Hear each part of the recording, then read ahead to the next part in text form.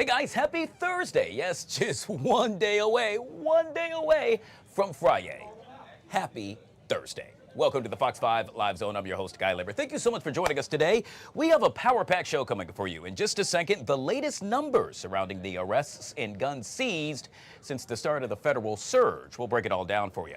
Hey, did you hear? A mega craft beer festival making its way right here to the nation's capital. We'll get a preview with the, well, let's say the co-founder. And then, oh my gosh, it's finally here. Yes, football fans jumping for joy. The kickoff of the NFL season tonight. The Cowboys taking on the Eagles, but who cares? All we're talking about, the Commanders. They're going to take to the field on Sunday to take on the New York Giants. We'll get a preview right here on the Live Zone. But first, how about we celebrate the birthday boy? Yeah, well, not quite yet. Tucker Barnes. And quickly, Guy, I do care about tonight's game. Not so much the result, but because of fantasy football implications. Oh, I forgot about that. A couple players involved. Oh, okay. Yeah. Hopefully they're not on the Cowboys tail, so you're a traitor. Well, I mean, I don't support the Cowboys. Okay, let's thank you for the birthday wishes. Yeah, it's tomorrow, It's right? tomorrow, by Okay. the way. Yeah. I heard. Yeah. When's your birthday? The 17th. So. Okay, I thought you were coming Yeah, up. right after you. Yeah. Yeah, you know, some of the greatest people were born in September. I can't name many of them, but I'm sure they're out there. All right, you ready for a few rain showers? Let's. this afternoon? Oh no, I thought you were gonna have better. No, days. it's good, Guy. It's good. We need the rain. Okay. You know, listen. Sunshine's wonderful. Temps in the low 80s every day, perfect. But we can't do it forever because we got to start to feed the lawns and that kind of thing. 76 at the midday hour. You notice the wind's out of the south, so we're getting a little push of warmer, more humid air up ahead of a weak frontal system. You can see it this afternoon on that satellite and radar. Very light shower activity already this morning out into western Maryland and out towards Elkins. We're getting downpour. And honestly, here in the weather community, we're keeping our fingers crossed this guy holds together as he gets across the mountains and we can get squeeze out some needed rain showers around here. Okay. Coming home from work and school. So I can't promise you're going to get a shower or a storm later today, but it looks promising that at least some of us will as a weak frontal system comes through. Otherwise, I mentioned again the stickier conditions and the warmer conditions, mid to upper 80s this afternoon. Behind that front later tonight and during the day tomorrow, it's going to be hot, near 90 wow. tomorrow. Okay. So we get a couple days of summer feelings around here, Friday and Saturday. Saturday, there'll be a secondary front, and that front could bring us more thunderstorms Saturday afternoon if you're making weekend plans. And then, as I've been talking about for the past several days, cooler changes for Sunday.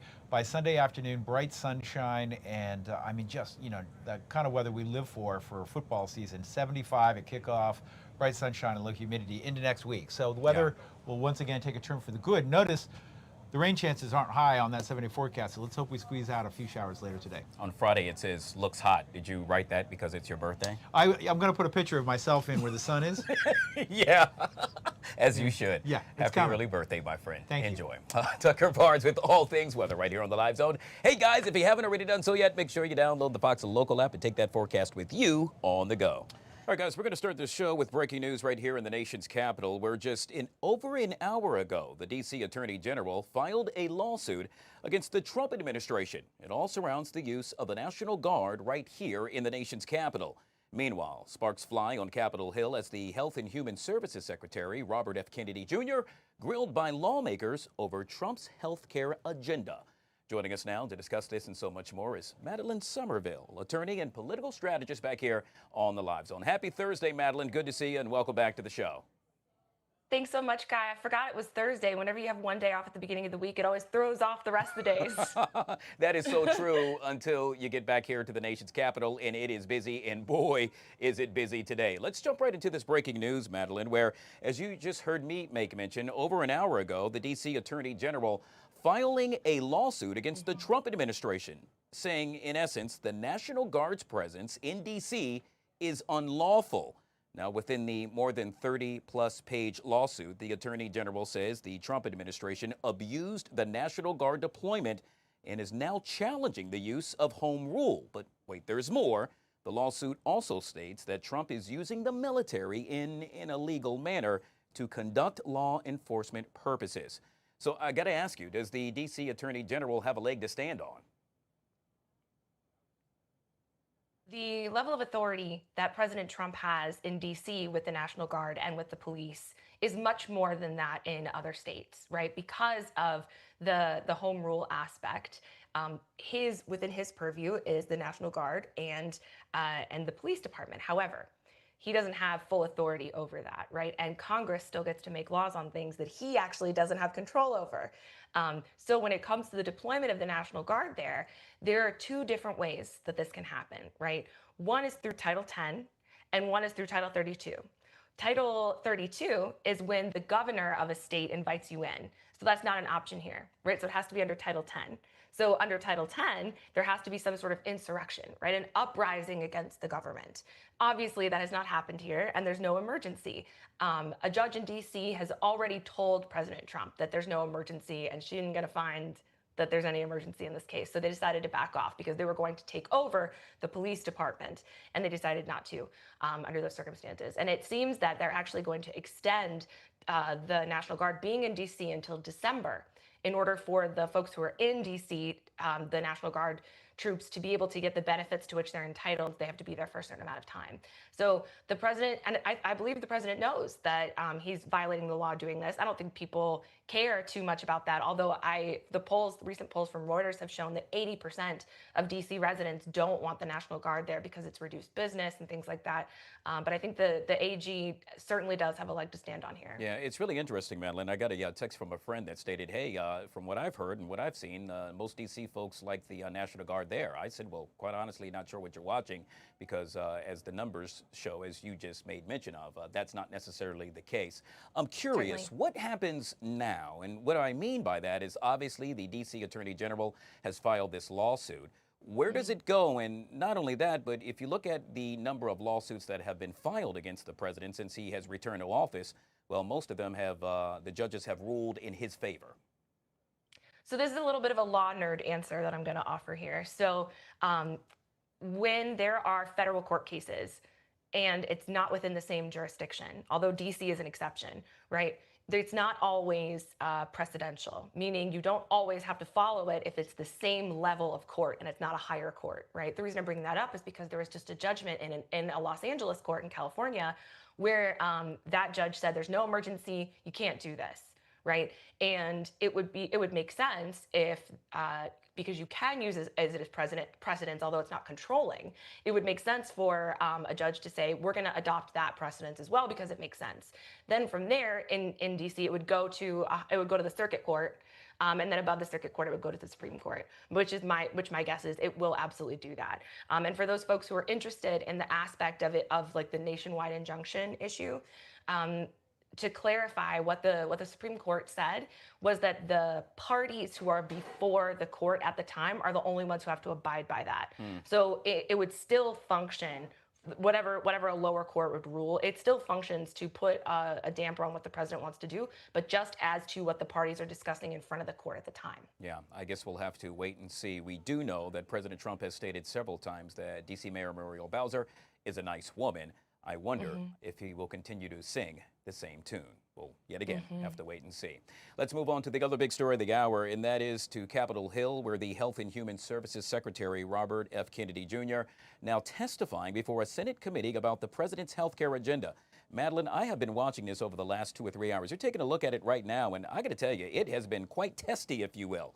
Since it began, one senator said, quote, "You cannot be that ignorant." This after the Health and Human Services Secretary, in essence, stated that the people at the CDC who oversaw the COVID process, who put masks on our children, who closed our schools, are the people who will be let go sometime in the near future. Your take on that? So my official statement is yikes. It has been quite testy. I haven't seen Senator Sanders' questioning for Secretary Kennedy. But actually, I live in the ATL here, and I know lots of folks who have participated in protests at the CDC and people who are being pushed out, right? So people who are involved in pandemic response, not even specifically related to COVID, right? Just pandemic response, are being taken from scientific positions as biologists or epidemiologists and moved into like cybersecurity positions, which is basically saying get out. And the person who was appointed to lead the CDC, I guess it was like a month or 6 weeks ago, by the president, that was suggested by the president, right, who was just sworn in, had to leave because she said that she couldn't abide the unscientific recommendations there. So I think really what we're hearing here is a trope that matches up with the messaging from the GOP and the messaging from the Trump administration, rather than any sort of policy or scientific position that anyone from the CDC has taken. Because it just, in my experience and in living here and in talking to these people and in knowing them, they're trustworthy, and it bothers me, even as a neutral, in looking at this, where you try to undermine the trust that people have in institutions that are supposed to keep them safe. Because what do you do at that point? You go, I guess I need somebody else to save me, and who do you look to, right? You look to the person who's undermining the trust, and you go, well, I guess Trump will have to save us. Well, yet again, we'll keep a close eye on that hearing that is currently underway on Capitol Hill as both you and I speak. We'll move over to Jeffrey Epstein, where survivors yesterday actually spoke out for the first time in a long time on Capitol Hill. One survivor said they know the names of those who were regulars in Epstein's world. That survivor added that they aren't sure how or even if they would release the list publicly, and called on the Department of Justice to release the names of those involved. Should that happen in your mind? So here's my idea as to that, because I have worked with victims of sexual abuse before, and I think that they should take the approach of, and by they I mean the survivors, working with the Justice Department or the FBI to say, I want to tell my story. I don't want to interfere with any ongoing investigation that might be happening from the FBI or whatever state government or federal government is working on this. Let me tell my story. Tell me what pieces I can't get out. Tell me what pieces I can't say because you're trying to prosecute someone. That would solve the whole problem, rather than just saying, I think this is a hoax, guys. I don't think there's anything to see here, because I don't think anybody believes that. Yeah. All right. Well, we'll have to leave it there. Yet again, Madeline Somerville joining us right here on the Live Zone. Madeline, I know you were busy and truly appreciate your time. Thank you so much for jumping on. Thanks, Guy. I'm always happy to come on and talk. You bet. Well, we will stay in the realm of Jeffrey Epstein, where, as you heard me just make mention yesterday, several victims speaking out, making bold, courageous, and powerful statements to the world, with women sharing intimate details of their abuse and voicing that they are not going to be silenced any longer.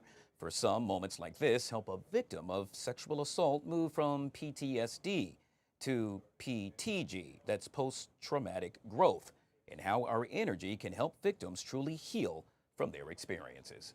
Joining us to discuss this and so much more is Miss Christy Whitman. She is a transformational leader and spiritual guide who helps individuals transform their lives from quantum energy mastery. She is also a New York Times bestselling author.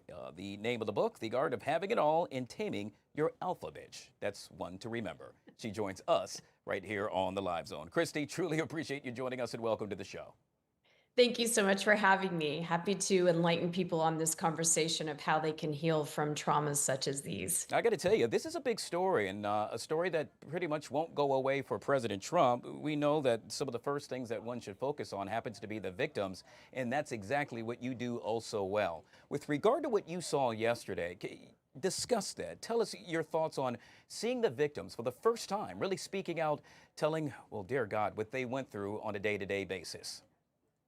You know, it's important for women of any person really that has trauma. It's important to be able to speak it out. You know, our voices, our throat chakra, our voices are important to be able to say what happened and to be able to stand in power to say this happened and no longer is this going to happen again, and to be able to share their experiences for the greater good. And it's very therapeutic, and to be able to really release out what happened and to be able to share their stories. So that really is a lot of times the first step in healing, is to be able to speak out what happened, to share their stories, because that also helps them get in touch with the emotions and the energy that gets stuck in traumatic experiences like that. Yeah. Christy, let's talk about survival mode, something that so many of us overlook day in and day out. And in this case, there's a fight, there's a flight, and there's a freeze, all instincts that kick in.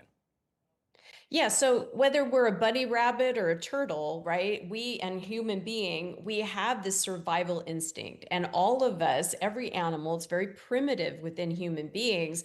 We have this instinct to either fight, so resist. It doesn't mean like I'm actually going to punch someone and fight them, but inside our own brains, we're resisting something, or we're in freeze mode where we don't know what to do. We can't fight back. We're just stuck. Or the flight mode is we're constantly moving, running. And so whenever we are in lack, whenever we feel limited, whenever there's a threat, we go into this natural survival mode. Our brains literally do this. And it's the back of our brains, it's the amygdala, it's that part of the brain where we literally just go into, what do I have to do now? And what is my survival instinct? And so when someone is in a traumatic experience, no matter what the trauma, big or small, is, our natural instinct is to do one of three or a combination of those. But what happens when we're stuck in that is we can't get back into flow. Flow is important. Flow feels good. Being stuck in trauma doesn't. And so we can have traumatic experiences, and many of us do. We will experience contrast. We can't avoid contrast in our lives, meaning what we don't want. But the resistance to the contrast, the resistance to the trauma doesn't have to continue to be the way we live now. We can get back into flow. Get back into flow by bringing compassion for not feeling sorry for ourselves, but bringing compassion in for what feels good. And I just say, give yourself a hug, because that somatic experience releases the nervous system, the limbic system. It helps every part of us calm down. And it's very comforting to give yourself a hug. Yeah. Christy, as I sat there and watched the survivors and victims speak yesterday, I thought about the many others that are at home that were watching as well, that perhaps experienced sexual abuse of some sort, but they've not come forward as yet. To see that, to then perhaps think about their experience and relive that, some tips that you can offer them. What should they do next so that they too can move on with their lives? Well, when you have something like, if you're watching the news and this brings up your own past traumas, the most important thing to do is understand that those past traumas have stuck energy. And how we know that is our emotions. So if you're watching it and you well up with tears, or you're feeling angry, or you've got some emotion happening, it's important to drop down your focus, not from the mind and in the story, because that's where the story is, that when we recount everything that happens, which then activates the emotions. But it's important to focus downward in the belly. And you could even put your hand on your belly. This is where your emotional body is. And many times our stuck energy or stuck emotions gets stuck there. So if you can breathe down into your belly and really give yourself the permission to feel what's coming up for you, to feel the anger, to feel the disappointment, to feel the sadness, and let yourself really be present with yourself, that releases that stuck emotion. And it releases the cords or the anchor to be pulled back to that trauma, because all time is simultaneous. Past, present, and future all exist right now. Yeah. And when we are in this moment and we're constantly pulled back to a traumatic point in our lives, in our past, when we release the emotions of it, now we can be free in this moment and then in the future. Vital tips, all of which I would assume you could read more about in your 7th book, I might add, The Flow Factor, How to Master Your Energy and Enter a State of Flow. Do tell. Absolutely. Yet again, we have been speaking with Christy Whitman. Truly appreciate you joining us right here on the Live Zone. Thank you so much. You're welcome. All right, folks, we'll take our first break. We'll be right back.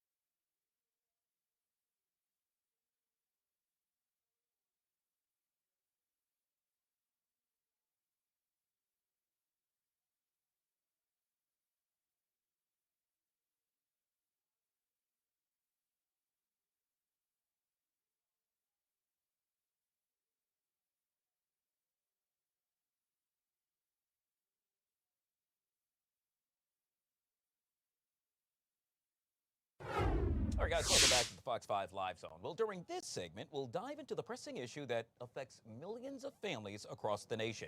I'm referring to the education crisis in America. As classrooms grapple with challenges ranging from funding disparities to mental health struggles, the impact on students, teachers, and communities is undeniable. With test scores plummeting and a growing achievement gap, the urgency to address these problems has never been clearer. Hence, enter my next guest. I'm referring to Mr. Anish Sohoni. He is the Chief Executive Officer at Teach for America and kind enough to join us right here on the Live Zone. Sir, truly a pleasure to see you. Welcome to the show. Well, thanks for having me. And it's great to be here both as CEO at Teach for America, but also as a dad. I have my own kids who started 1st and 4th grade this year. And as I've traveled around the country visiting, more than some of the 300 rural and urban communities where Teach for America gets to work, it's been an incredible opportunity to see impact in action, including in DC. Yeah, and you have been quite busy, as you just highlighted, sir. In this case, I'm talking about all things with regard to reimagining education in the AI era. Do tell. Yeah, let me give you an example. I went to Simon Elementary in Washington, D.C., in your backyard, and I had an opportunity to see one of our teachers, Aaliyah Williams, teaching students how to learn phonics and leveraging AI as she did so. Students were sounding out letters and words, and Miss Williams was able to use the knowledge she gained from the AI tool to be able to share back with her students what they most needed in terms of support. And so it's really interesting you say that. Well, first of all, high five going out to you for getting your education right here in the nation's capital. But I'm thinking about teachers overall. And according to my stats, 75% of teachers report using AI. But, well, get this, only 25% of them report having been trained to really know how to use it effectively.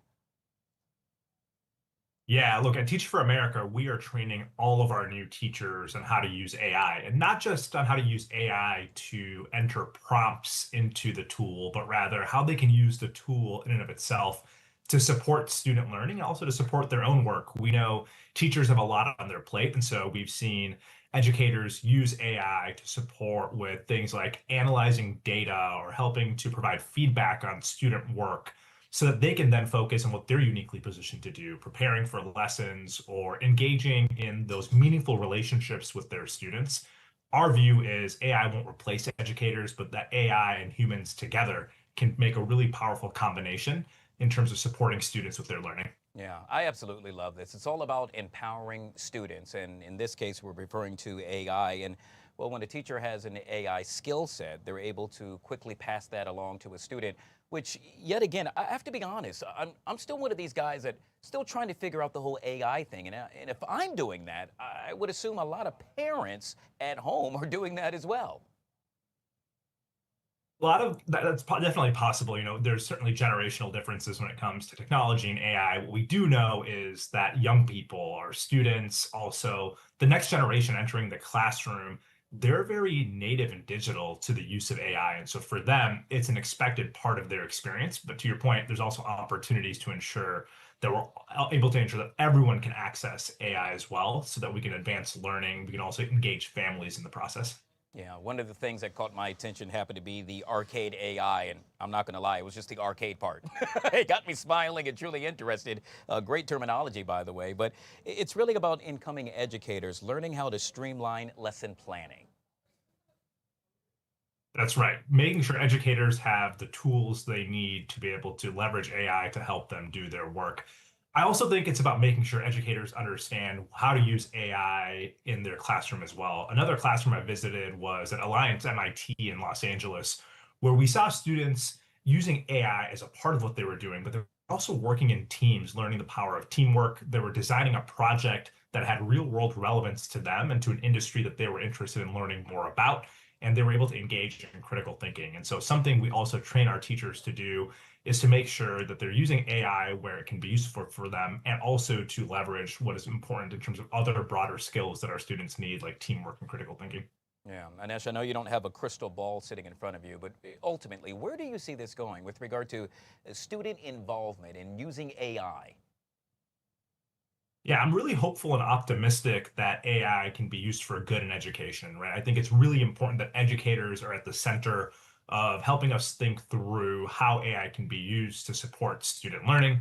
I think there's a lot of promise and potential. There's also a lot of risk if we're not careful with how we do this. But I think if we put educators and students at the center and ask them and work with them to design how AI can really work for them in their classroom environment and their learning environment, we have a lot of promising potential.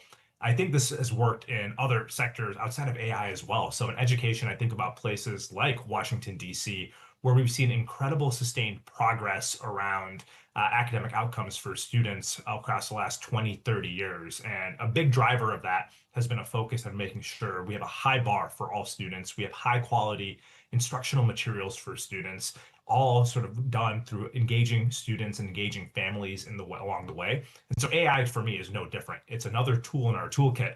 We have to make sure we're using it to really support students and families. Yeah, I concur. Anish, as we wrap up, one of the things I do day in and day out is I ride the metro right into to work. And earlier today, I got a chance to talk to a fellow commuter, and I made mention that I would be chit-chatting with you. And she posed the question with regard to parents and the concern about kids using AI to cheat, if you will. And I said, well, I never really thought about that. Is that a problem or something that we should be concerned about? We should definitely be thinking about how AI is supporting and helping us, right? Is it enhancing what we're able to do as humans and helping us flourish in that way? So I don't know about cheating, but what I do know is AI is a tool that exists, and AI is a tool that can be used for good for our students and for our educators. I think it's really incumbent upon us to really think through what's an ethical use of AI? How can we use AI as a complement to what students are able to do in the classroom as opposed to a replacement for everything they do? I actually think AI can help us enhance academic learning, create strong, positive learning environments, and also allow us to focus on what makes education a very real human interaction, which is building relationships between students and adults. That is also important to enriching a student's experience. Yeah, well, I got to tell you, with you at the helm yet again of Teach for America, I'm pretty sure we're headed down that path. We have been speaking with Anish Sohoni, kind enough to join us right here on the Live Zone. I truly appreciate your time, sir. Thank you for having me, and I appreciate everyone's focus on making sure all of our students have access to educational opportunities. I really believe and I'm hopeful that this school year will be an incredible one for all of our students. Very good. All right, folks, we'll take a quick break and we'll be right back.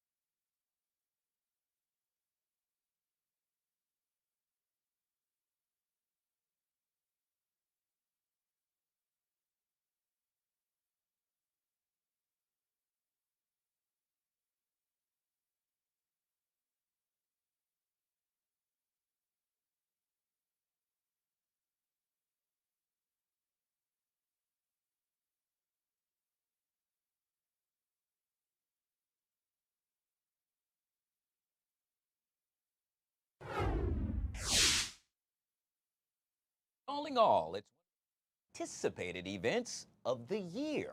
I'm referring to MEGAFEST, a community celebration of music, culture, and creative expression, bringing together top adult beverage brands, emerging creators, and some of the hottest DJs from around the country. It all takes place this upcoming Saturday from 1 p.m. until 7 p.m. at the Anthem Row in downtown D.C. Joining us to discuss this and so much more is the Soul Mega brand and CEO and co-founder, Mr. Elliot Johnson, back here on the Live Zone. Good to see you, Elliot. Hey, Guy. Good afternoon. Good to see you as well. I got to tell you, I am really excited about this, but what I'm really excited about even more happens to be your story, which I absolutely love. I want my viewers to know that you started as a home brewer while working as a NASA budget officer. Oh, do tell. Yeah, I actually started my homebrew journey about 2 years after I graduated Howard University.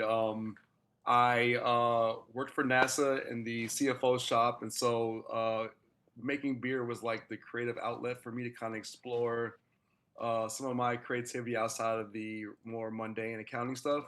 Yeah, man, I got good at it, and around 2013 and 14, we started experimenting with different brewing recipes where I really kind of honed in my craft. And we would bring these homebrew batches to all of our friends and different social functions. And there was one beer that everyone always liked that was, it's now our flagship, called Worldwide American Pale Ale. But it kind of sparked my journey into entrepreneurship. And I'm still moonlighting in my day job. We had our first pop-up in 2017. We incorporated the company in 2018. We've been selling beer in the DC market since 2019. Yeah, and you do it also well. I got to tell you, when I think about this upcoming event, I think about all things fun. So in a nutshell, what should we expect this upcoming Saturday? Okay, yeah, so in a nutshell, so the goal of MEGAFEST for me has always been to kind of take beer festival culture and block party culture and merge it. So for the theme of this year, we're making it more of a dance party. So it's going to be located at Anthem Row, which is at 800 K Street Northwest, right in front of the Carnegie Library. So you're going to expect different varieties of beverage vendors, from beer to cider to canned cocktails. We'll have full bars. We're going to have food, and we're going to have about 9 or 10 DJs, pretty much creating this like continuous like dance party vibe throughout the entire day. Yeah, yet again, this is set to take place this upcoming Saturday, 1 to 7 p.m. You saw the flyer right there a second ago, but folks that want to find out more information, how could they go about to do so? Well, absolutely. Well, if you want to learn more about Soul Mega, myself, or the festival, you can visit soulmega.com. That's SOULMEGA.com. We're also on Instagram at soulmega.us. Absolutely love it. Yet again, we have been speaking with Soul Mega brand and CEO, co-founder Elliot Johnson, joining us right here on the Live Zone. I'm going to try to make it out there this Saturday, my friend. Hope You to should see come, you there. man. Please come and bring your family, bring your friends. It's 21 and up recommended, but if you have a minor, you can be accompanied by an adult. And it's going to be from 1 to 8. So if you want to pop in, pop out, we'd definitely love to have you. Good stuff. Appreciate you, Elliot. All right, guys, let's take you to some breaking news right now. If it's breaking and it's happening, we're taking you there. In this case, Secretary of State Marco Rubio now holding a joint news conference with the Ecuadorian foreign minister. Let's take a look in. Work as fast as possible to overcome some barriers to trade, to a trade agreement that will strengthen our bilateral trade soon. We're looking for a safer environment for attracting U.S. companies investing in Ecuador to create more jobs in our country, financially and economically.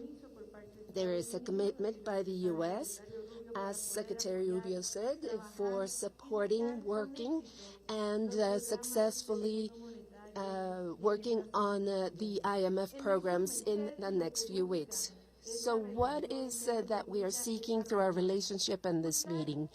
We are seeking to put together two nations, the U.S. and Ecuador, our region, the Americas, and to make them secure and prosperous without threats from transnational organized criminal organizations and terrorist groups that want to subject our citizens to violence, and to create countries that respect democracy and work under the principles of rule of law and human rights. Thank you very much. Ahora damos paso al señor. We now give the floor to Secretary of State Marco Rubio. Thank you very much for the opportunity to meet with you today. This is my second visit, but the first as Secretary of State. I was here as a senator several years ago, and I came back today. It was an honor to meet with you two very important meetings. First, we have to say that without security, we cannot make economic progress. This is something that our president know well. And what we are seeking is to help this government and Ecuador to face these threats. These threats are basically brought in from other countries, such as drug trafficking, illegal mining, that form these illegal groups, and basically coming from other countries that are affecting the country internally. First and foremost, I want to say that today we are designating as terrorist groups Los Lobos and Los Choneros, which gives the U.S. many options to fight against them through this special designation. I want to announce that we are designating $13.7 million to fight drugs and crime at the Department of State through our efforts, and also we are working to invest $6 million for drones, UAVs, for Ecuador, for the Ecuadorian Navy, so that they can combat this scourge. This is the beginning of what we can do together. We spoke of the possibilities. This is something long-term. To station U.S. troops in Ecuador, in cooperation, obviously, with the Ecuadorian government, to create opportunities for joint training and operations and face common threats. Our relationship with Ecuador will not be limited just to security, to fight drug trafficking and money laundering and illegal mining. That's not the only focus of our relationship. We wish to have a broad relationship, an economic relationship. We've had a long-standing relationship culturally, personally, economically. These are links that have existed for a long time. The U.S. have import a lot from Ecuador. We want to expand it. I'm not in charge of tariffs, but I do understand their importance in our bilateral relationship. We've made much progress in that regard. We've made much progress in our negotiations, and we hope that soon we will be able to have a positive announcement to strengthen and promote our capacity to expand our relations, not just to maintain them, but expand our economic relations. We also spoke about the IMF.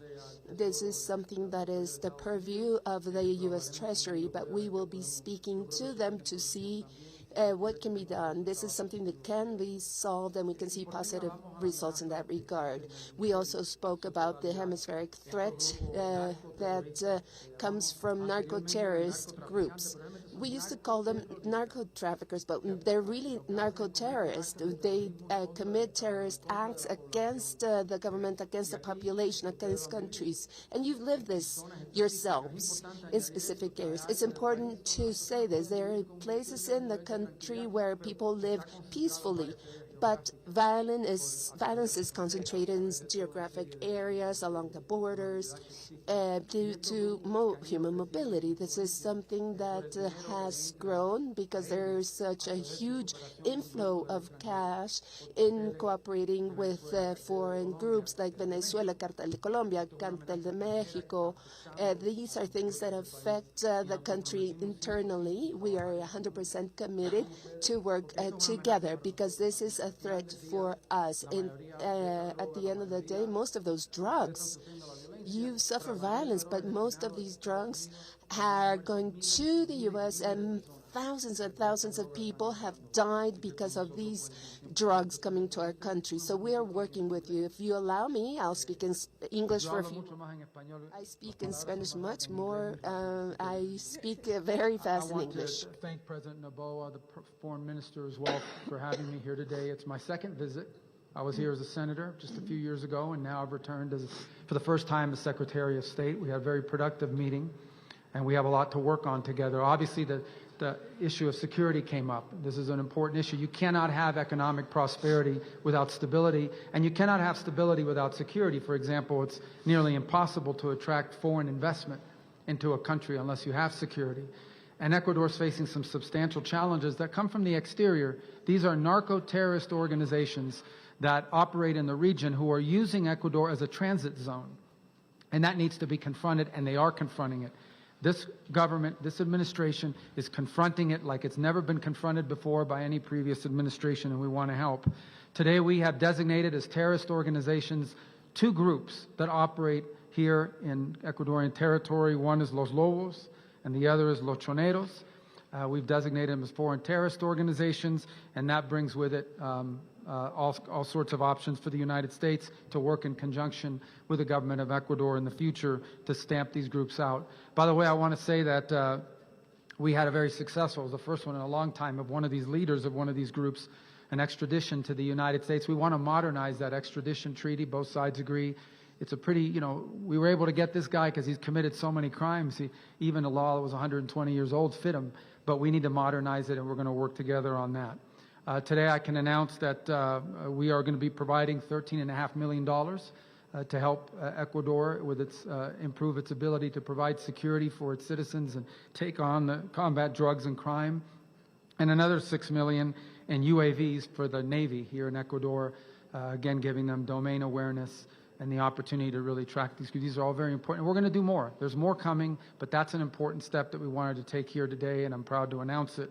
And we're ready to support in this, what is, frankly, it's a war. It's a war on killers. It's a war on terrorists. These are not narco-traffickers.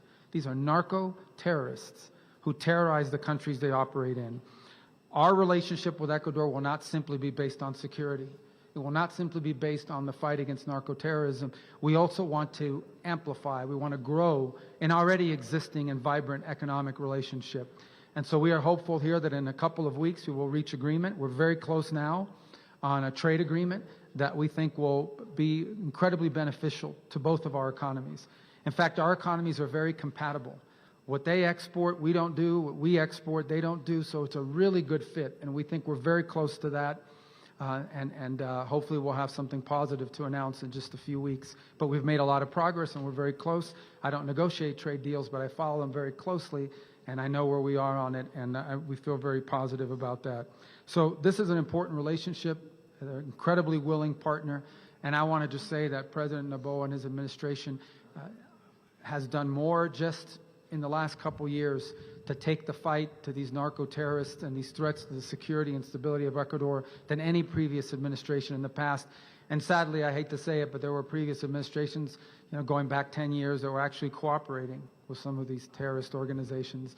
And when we see someone that's willing to stand up at great risk, personal risk, broader societal risk, we're going to be 100% supportive.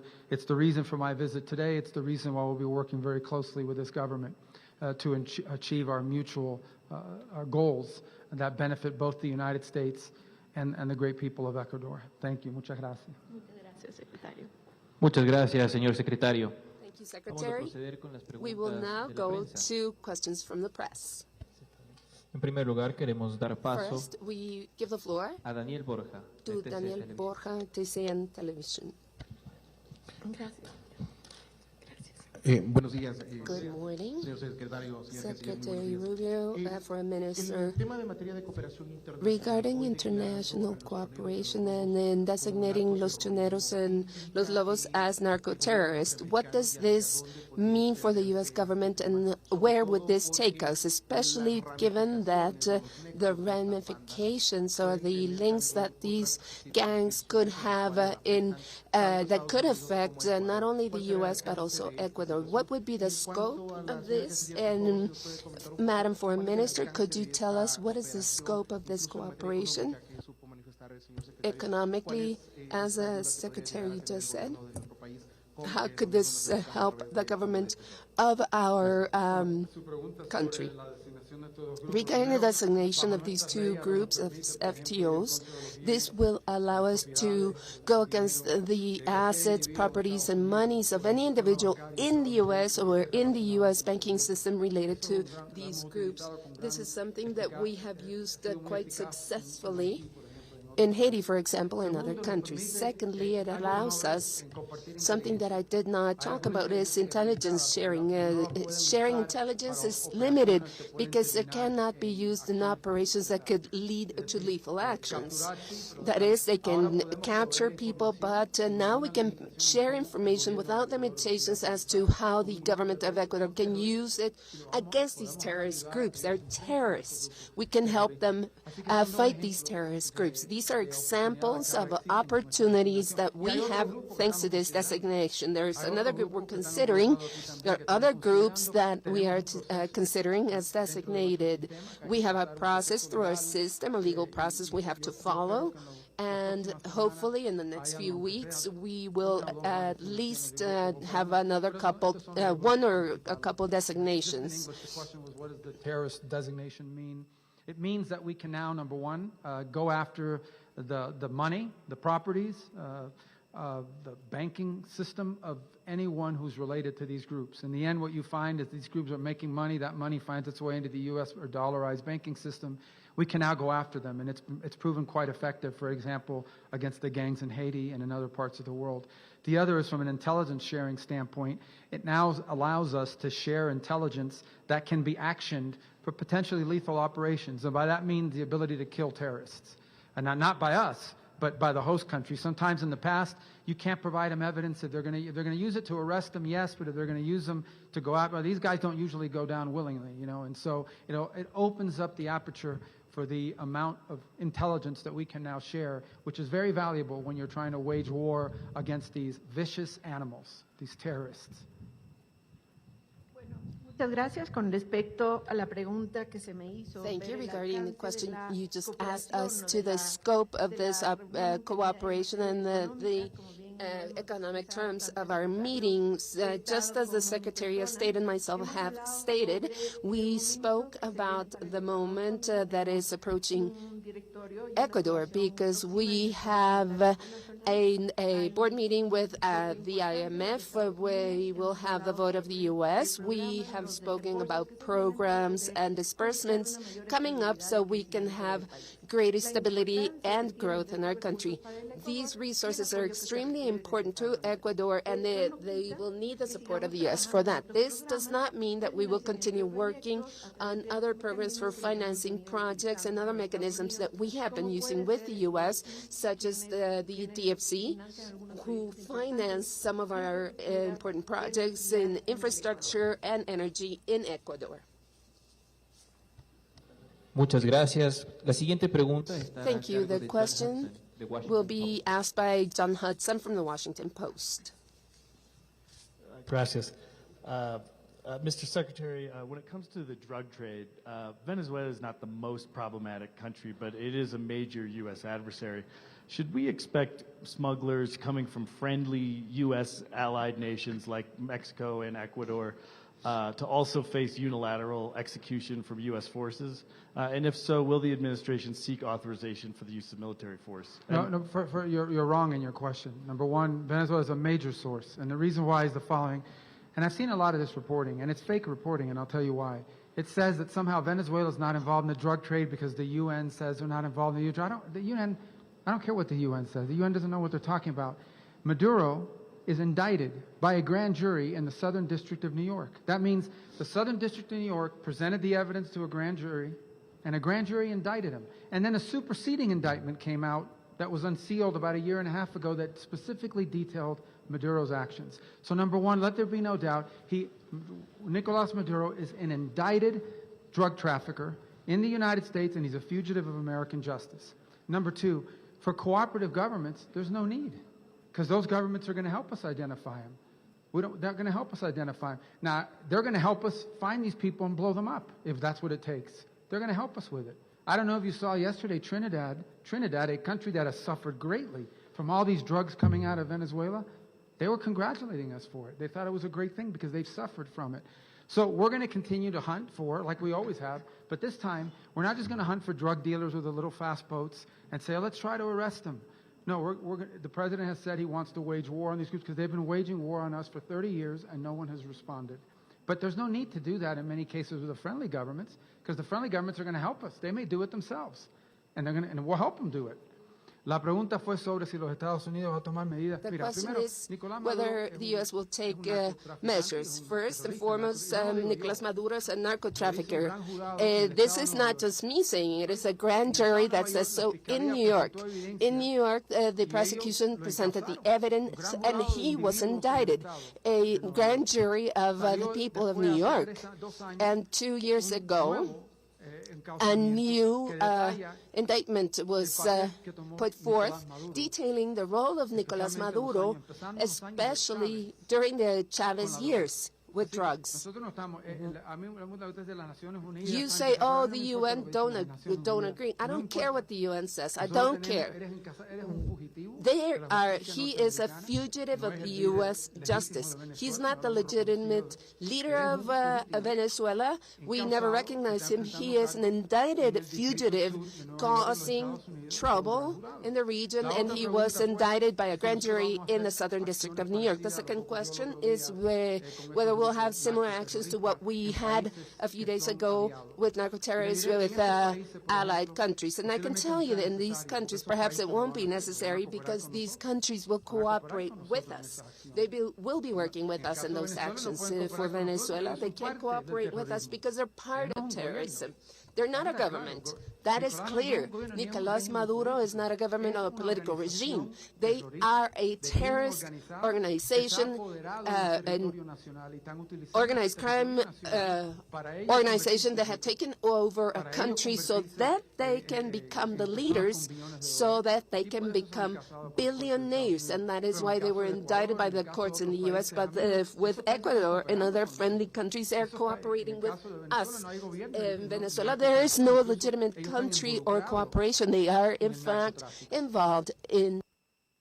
And for Mr. Sommerfeld, do the agreements that you All right, there you have it. Secretary of State Marco Rubio holding a joint press conference with the Ecuadorian foreign minister. This just one day after he stating that the Trump administration will continue targeting vessels believed to be carrying drugs to the U.S. at a press conference in Mexico City. We're going to take a quick break. Hey, on the flip side of that break, we're talking football in a major way. Returns tonight. Yes, the NFL kicks off. Zach Parnes joins us next, right here on the Live Zone.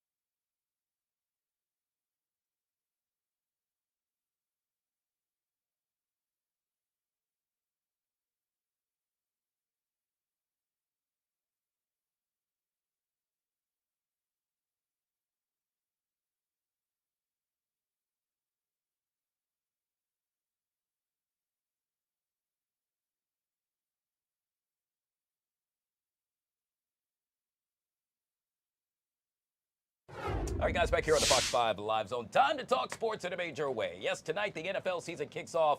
It's the Cowboys taking on the Eagles, but quite honestly, we got Zach Parnes, sports analyst extraordinaire, joining us. Who cares, Zach, about tonight's game? In this case, we're talking about the Commanders in a major way. Yesterday, the team back on the practice field, and head coach Dan Quinn had this to say about whether or not the team is ready to go. It's awesome. And I think you're stepping out on that journey together. That's what week one means to me. We all know that, I mean, there's a long season. We'll have lots of these, lots of games, but there is a stepping off point that, okay, it's time. And you felt that energy. It just happens. Yeah, that energy going to happen in a major way come Sunday, 1 p.m. kickoff. By the way, you could watch that game where? Right here on Fox 5. We'll get to that in just a second, Zach. But tonight, all right, it's the Cowboys taking on the Eagles. And quite honestly, I hate talking about any other team in the NFC East outside of the Commanders, Zach. But in this case, a lot of folks looking at the Cowboys. They have a new wideout. And, oh, by the way, a big defensive player went bye-bye. Yes, Micah Parsons on his way to the Green Bay Packers. I will say this, though, Guy. I think tonight's game has major implications for Commanders fans, simply because they get to see both these teams twice this year. So 4 of 17 games that the Commanders will play are against the Eagles and the Cowboys. So clearly this is a nice little litmus test for Commanders fans out there here on Thursday night. They get that early. But yeah, Dallas's addition of George Pickens, they love to throw the ball down there in the Big D. They really do. Dak Prescott's been doing it year over year at an elite capability. And now he gets an extra wideout in George Pickens, who honestly had been a standout for the Pittsburgh Steelers the past couple of seasons. He had some locker room stuff here or there, but doesn't seem like that's continuing thus far. And it's just a great addition for the Cowboys right alongside C.D. Lamb, a guy that they've known to be reliable year over year for them. Yeah, I'm really interested to see what Dak Prescott can do after being gone for, what, more than 12 months? If not longer. Absolutely. So it's going to be really interesting to see what he can do on the field. Meanwhile, on the other side, we got the Eagles and, a guy by the name of Saquon Barkley, who, is on the way back for an encore. How did he beat what he did last year? Oh, man, it's going to be tough, right? I mean, especially just because running backs are taking so much abuse year over year when you talk about just how many hits they're taking, and also for how involved Saquon is in their offense. I mean, my goodness, it's going to be remarkable if he's able to accomplish such a feat. But the Eagles have an amazing offensive line up front. Fans already know that at home. Guys like Landon Dickerson, Lane Johnson, they're going to be clearing the way for both him and Jalen Hurts. I don't know if Barkley gets back to that 2,000-yard mark quite yet, but I do think that a 1,500-yard rushing year for him is definitely in the cards when we just talk about how dominant this guy can be. Named the #1 player in the NFL by his peers for a very, very good reason. Yeah, you hit the nail right on the head with that one. I don't want to put you on the spot, but with regard to predictions, will the Eagles pull through tonight? Are they going to beat the Cowboys? Yeah, I was kind of surprised, Guy. They're heavy favorites. If you're looking at the betting side of things, they're almost 8-point favorites, which is super unusual for the NFL this early on in the season. I do think Philadelphia gets the job done, especially as Dallas is trying to come into their own. Yeah, we mentioned Micah Parsons is leaving, but they didn't get a scrub in return. This was not for some bag of chips. You're getting Kenny Clark back, a guy who is absolutely fierce under center for the Green Bay Packers, 2-time Pro Bowler. Going to be excited to see what he can do this time wearing the white and blue as well. But ultimately, I do think that the Eagles are going to get a win tonight. I'm not sure if it's going to be 8 points, somewhere in that 4 to 7 range. Sounds a bit more appropriate. I think that Dallas is going to open up with a lot of pop. They have a reinvented running offense now, too, with Javonte Williams. Should be very exciting to see what both these squads can put forward. Ultimately, football's back. This is the time that fans have been looking forward to for way, way too long. I know we got college last week, but pro just hits different. Now that we got the appetizer out the way, let's talk about the main course, shall we? In this case, we're talking about this upcoming Sunday. Commanders taking on the New York Giants. Obviously, all eyes on Jaden Daniels, year 2. You see the 2 fingers right there. In this case, yet again, it's kind of like Saquon Barkley. It's hard to follow what you did last year, if not do better. Especially when there's all kinds of shakeups in your locker room, right? Now, granted, for Jaden Daniels, I think a lot of those are positive. You're bringing in guys like Deebo Samuel to potentially help things out along the way, maybe expand the offense that way. Also get Terry McLaurin back on that new contract. Maybe he comes in with some reinvigorized energy. But yeah, the pressure is on JD. Let's just be honest. There's a reason this term sophomore slump exists from time to time. It's because we see guys have a little bit of a regression. But does JD give us that? To be determined. Of course, we will find out very, very soon. But I think what's important to know is that Daniels has been steadily establishing trust within his receiver room and ultimately looks to be as confident as possible heading into this season and tackling that opening matchup against a New York Giants defense. The secondary was very porous last year, so it should provide some nice opportunities for him early on and maybe even late in the game to show his real stuff. Yeah, it's no secret the Commanders have a tougher schedule this year versus what they had last year, so it's going to be a bit tougher for them to be as successful. Meanwhile, you made mention of the New York Giants, as did I. And they got a quarterback by the name of, Russell Wilson, who, well, quite honestly, at one time, arguably happened to be one of the best quarterbacks on the planet. Sure. Is he still that? No. I don't believe so. And that's coming from a guy that watched a lot of Steeler football last year and also watched Russell Wilson have a lot of difficulty throwing in between the hashes and elongating plays. But ultimately, Russ still has some juice in the tank. As you mentioned, he has that veteran experience to be able to take his guys to the next level, hopefully. He will have some problems up front. The Giants' offensive line was bottom 10 in the NFL last year. We're maybe going to see more of the same from them this year in that regard. But I'm eager to see also what comes from the Giants' defense, especially from that rookie Abdul Carter. I mean, what an absolute stud he was at Penn State. Now he gets to go up against a tested Commanders' offensive line in week 1. What is he going to do? He's a little bit undersized, but still brings extreme speed. I have a feeling he's going to get Daniels on his heels once or twice, and hopefully not any more for that than for Commanders fans. Yeah, all eyes will be on that game. You could watch it right here on Fox 5 beginning at 1 o'clock. Oh, by the way, prior to that, we have the pregame show with our very own Chad Ricardo that kicks off at 10:30. Zach, if you haven't seen it, it's all things fun. Make sure you check it out. I'll be there. Oh, actually. will you? Yes, awesome. indeed. Well, yeah. you know what? I'll make sure I'll call you. I'll be there as well. We'll make it an extra party, and you can check it out right here on the Fox local lab. Hey, he's a sports analyst, award-winning analyst at that. I should make mention, and you see why. He's so good. Zach Parnes joining us right here on the Live Zone. We'll take a quick break, guys. On the flip side, we're talking Celebrity Dish next, right here on the LZ.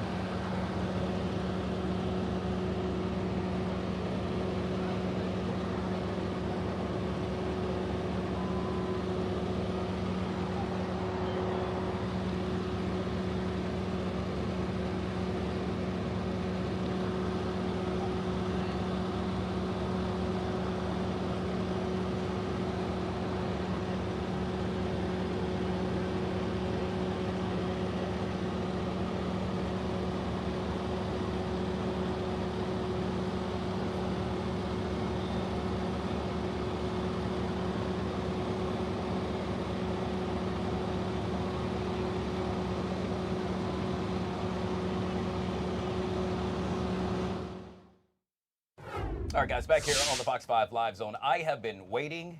Let me get close. Waiting to have my next guest on. Why? Because he's all things funny, all things good, and well, he's all things right here on the Live Zone. Talking about David Chiari. Did I get the last name right? You did, Guy. Thank you. Thank you to my fans out there tuning in. I got 1,000 people on TikTok live right now. I got the Chiari heads out on the 8th floor. It's a big deal for me joining the Live Zone. I appreciate you having me, Guy. Thank you very much. I should make mention that not only is he a Fox employee and an amazing one at that, but I would add a better comedian, quite honestly. I'm pretty good. It's Dave Chappelle, Dave Chiari, 1 and 2. So we just kind of, yeah. Oh, gosh. Yeah. All right, let's get to this. We're talking Celebrity Dish in a major way. You ready? I'm ready. Let's go. Let's do it. All right. In this case, we're going to kick it off, as you just heard us make mention of, football. Yeah, but we're talking about Travis Kelce. He opened up about his engagement to Taylor Swift. During a recent episode on his podcast, the footballer revealed that he once pictured his engagement on the water. He went on to add that, hey, guys, you got to know your partner when deciding how to best pop the question. Now, Travis and Taylor shared the announcement on their engagement last week on Instagram. Pictures showed the couple surrounded by floral arrangements in a garden. I guess he said the heck with the water, David.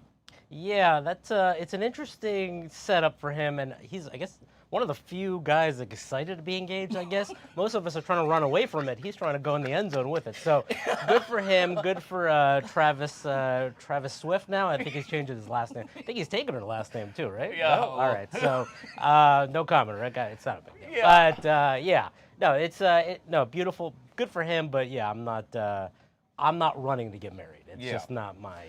You know what's interesting to me? You can't corral a stallion. You know what I mean? So it's just hard to rein me in. Yeah, I can tell. Yeah, can you? So when it comes to getting engaged, I'm thinking, you know, I have something that I envision as well, but who cares if it doesn't work out for me? It's always about, in my opinion, the bride-to-be. Yeah, so it's what she wants. And so, you know, whatever I'm thinking really doesn't matter. You know, it's whoever that's going to be. Hopefully she's watching. My ideal, Boys to Men, whoever's still alive from Boys to Men, right there on the beach, all white, and then maybe, John Stamos or something there too. Down on bended knee? Yeah, down on bended knee. Hey, let's move on to Conor McGregor. Are you a big UFC fan? I love UFC. I love fighting. I'm excited for the White House UFC next year, so I'll be there. Okay. Hopefully, I got an In this invite case, from. You're going to be here for this yeah, story. We're yeah. talking about Conor McGregor has taken to the streets to campaign for change in Ireland, giving a passionate speech outside the government buildings and pleading with his fans to help him get on the presidential ballot. Notoriously released the 2.5-minute-long monologue in Ireland yesterday, bashing the current officials in his eyes for dropping the ball. So, David, can you see Conor McGregor, in their version of the White House? Listen to me. If The Apprentice can become president, then I think it's a smaller leap. But I did look into some of his platform points, and he does have some validity. So 2 years ago, 2022, homelessness in kids specifically, that's what he's running on. Yeah. It's up 20%. Really? There's like 5,000 kids with no homes in Ireland. So he has a point. I think if he gets people rolling and he's got things behind him, sky's the limit at this point. I think I think the lines between what we used to do from what we do now have changed, you know? So that's why I'll be announcing my candidacy for mayor And I know you're of Falls Church coming maybe this fall. We'll see. I don't want that car tax anymore. And I mean, the tolls. Can we talk about the tolls? Anyway. I don't live there, but you got my vote. Yeah, and thank you. I'll Thank do you, what I Brian. can. Don't right here. illegally vote. Are you announcing that on TV? That scares me. Well, in that case, I don't want to end up like this next guy. And I'm talking about Sean Kingston, who's behind bars, I might add. In this case, he announced while behind bars his next career move. Apparently, he says, you know what, guys? I'm going to drop a new album.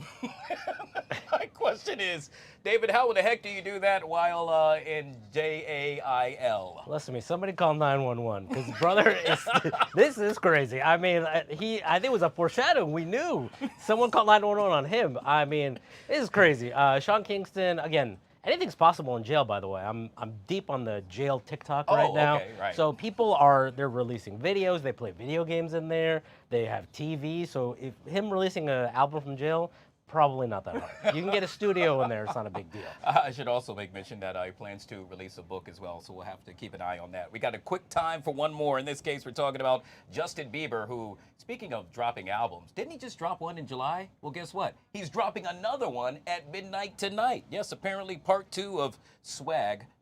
I guess that was the first name of the first album. In this case, he's calling it Swag 2. The question is, David, is that something that you plan to listen to?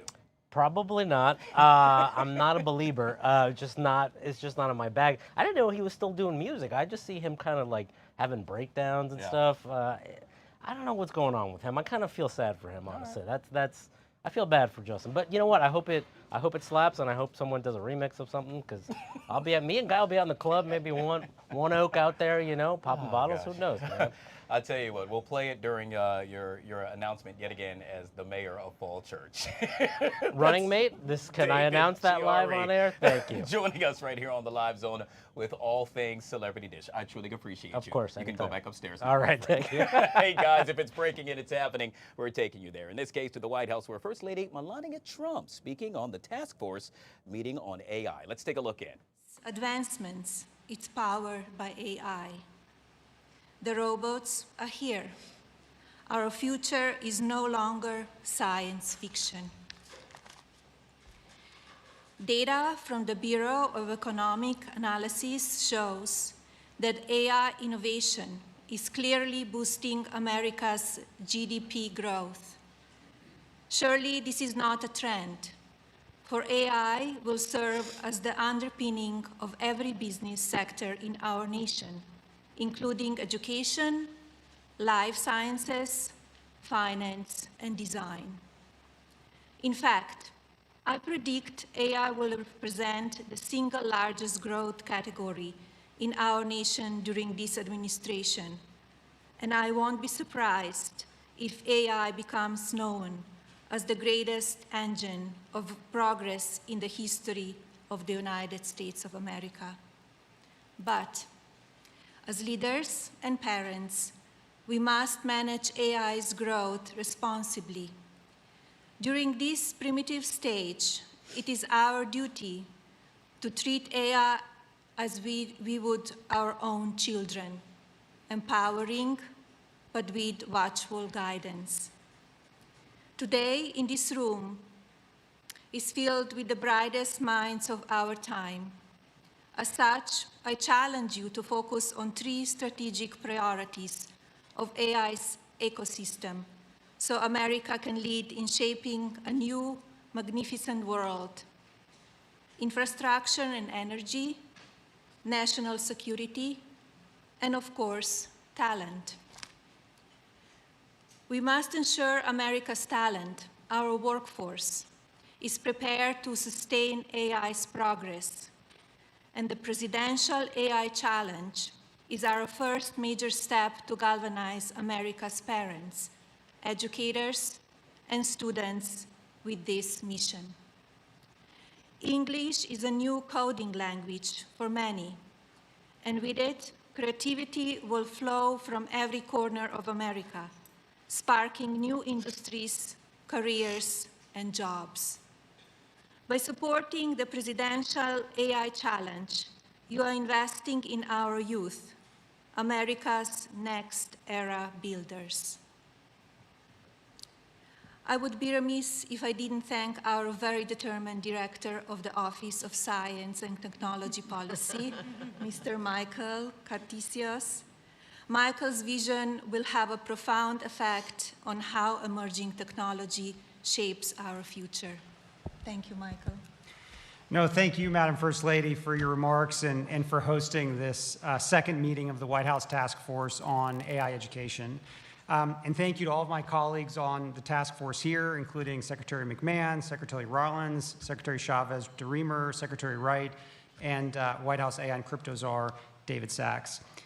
We are thrilled also to welcome a new member of a task force today, Assistant to the President for the Office of the First Lady, Haley Harrison. Thank you for joining us. It is an honor to have the support and advice of the First Lady as we seek to implement the President's plans to give America's children the chance to learn how to navigate our ever-changing technological world. As AI reshapes how people learn, work, and communicate, President Trump is committed to ensuring that Americans are equipped to lead the world in harnessing this technology for increased productivity and prosperity. To further that end, in April, the President signed an executive order focusing on the formation and promotion of AI educational and workforce development programs, especially for America's young people. Familiarity with how these exciting new tools work will, we hope, lay a very important foundation for a lifetime of innovation. That is why President Trump established this White House task force on AI education, and that is why this task force has helped put together the Presidential AI Challenge, which the First Lady launched just last week. And for that, thank you so much, Mrs. Trump.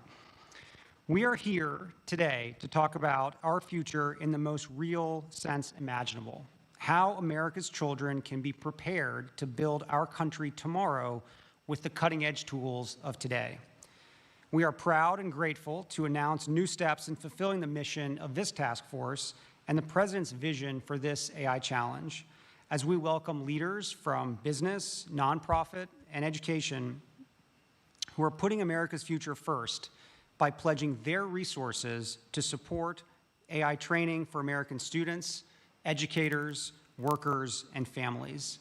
So all of you here who are participating in the pledge, thank you for your generous pledges. The many contributors here today are committed to providing not only vital hardware, infrastructure, and education technology for students, but professional development opportunities for workers, for teachers, and for parents.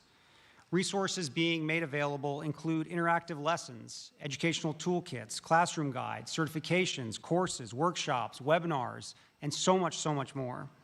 We are also honored to be joined by representatives of parent groups who we trust will continue to provide invaluable advice.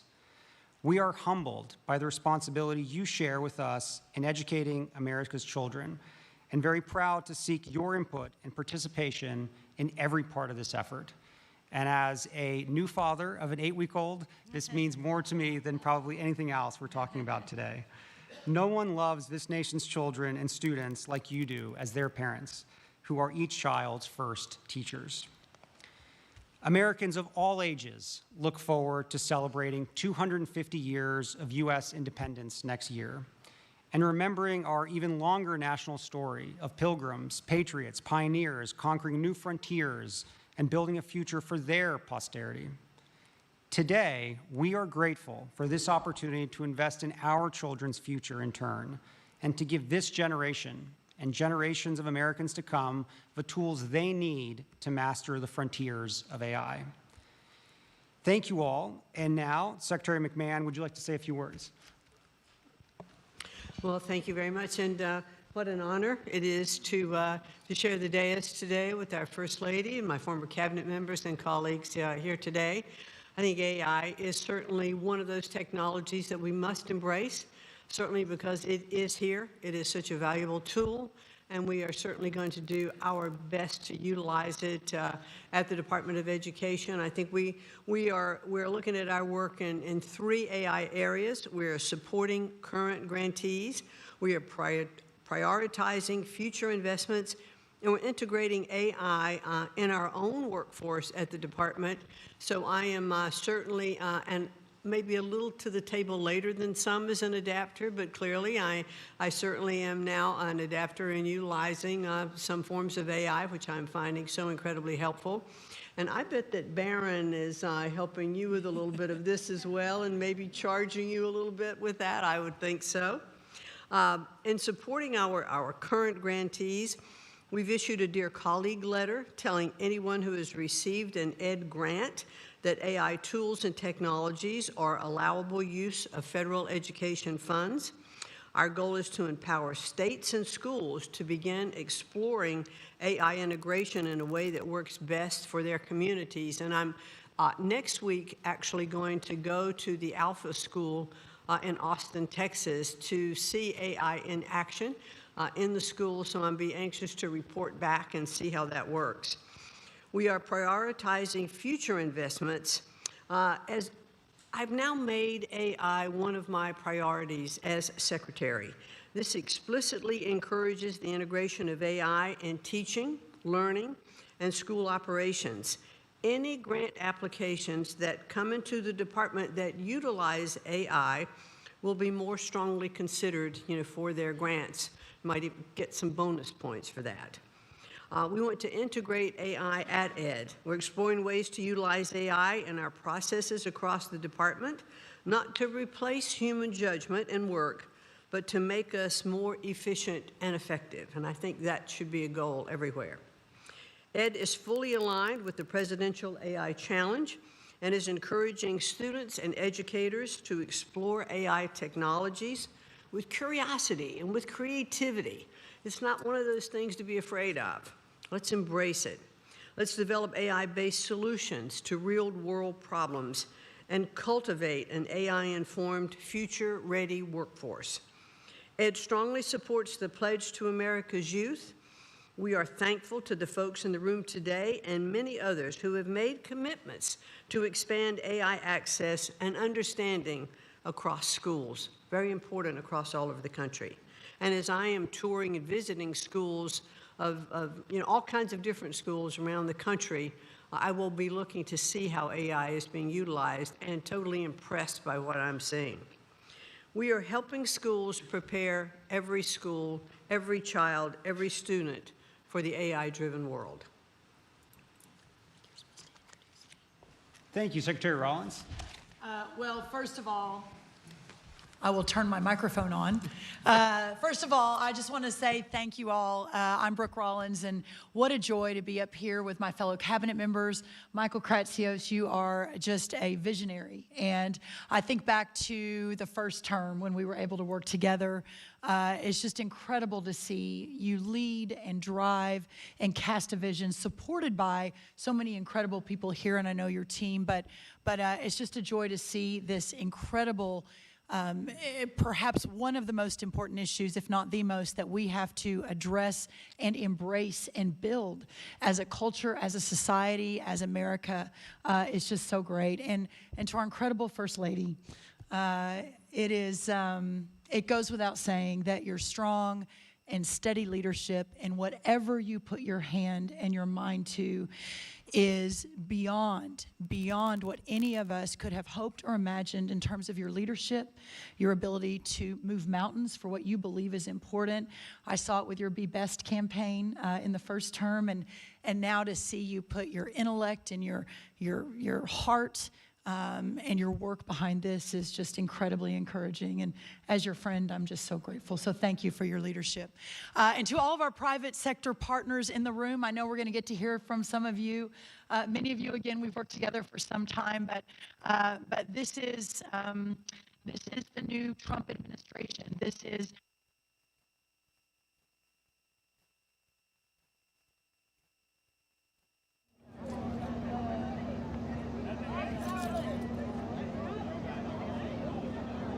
of you that have made this a priority in the private sector. We're just so grateful for your leadership and your willingness to lean in and realizing that sometimes in our country things can get fairly divisive, but your willingness to lean in and to be part of the universal approach to solving these massive problems is just so appreciated. So thank you. I want to say that President Trump has been very clear.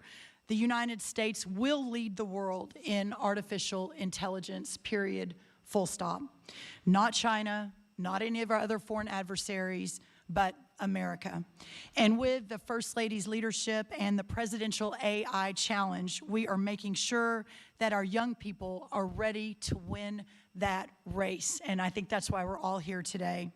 From my perspective as the Secretary of Agriculture and hyper-focused on rural America and returning the golden age of prosperity to every corner of this great country, I would like to say that far too often for those living and working in our rural parts of our country, that often those are left behind and do not always have the same access to the most recent technological innovations that our urban counterparts across the country do.